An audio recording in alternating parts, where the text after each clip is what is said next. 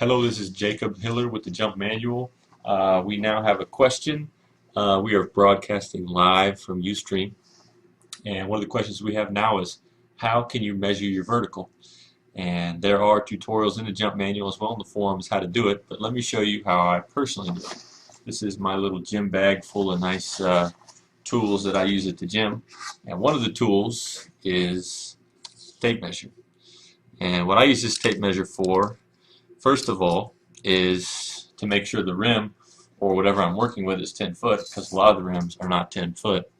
But first I'll measure, if I'm using a rim, it's really easy to use a rim because you just reach up in the air and touch this to the rim and see what the difference is.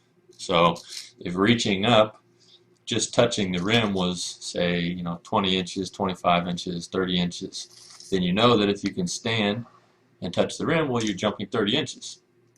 And if you can stand and touch here, say, well, then you can jump 30 inches plus whatever that distance is. So, in this particular example, if the rim was 30 inches away and I could touch the rim right here, then that would be a 38-inch vertical. But that's just an approximation. What you really need to do is measure the distance between what your standing reach is and what you're able to touch, which will be what your vertical jump is. So this is what I use, and you can use it with the rim, or you can use it with a wall, you can use it with anything you can jump up and touch. And I tell people they always need to be measuring, so there's a lot of tricks you can come up with. I end up training in a lot of different areas. So let's say, for example, you're going to use a ceiling in your own home. So let's say you reach up in the air and the distance between your fingers and the ceiling is 10 inches. So that would be a 10-inch vertical jump. Obviously you need to be able to jump, reach further than that. So your next step would be to touch it with your knuckles. So then you would just add the distance from your knuckles and add that on. So if that distance, my fingers to my knuckles, is 4 inches, well, if I can touch that with my inches, then it's the 10 inches plus the 4, so my vertical would be 14 inches. Now if I can do that, well, then I want to touch it with my wrist. So if I can reach up and touch it with my wrist, then I measure the distance from my fingers to my wrist, and let's say if that was 17 inches in this case, if I can jump up and touch it with my wrist, then it's 17 inches.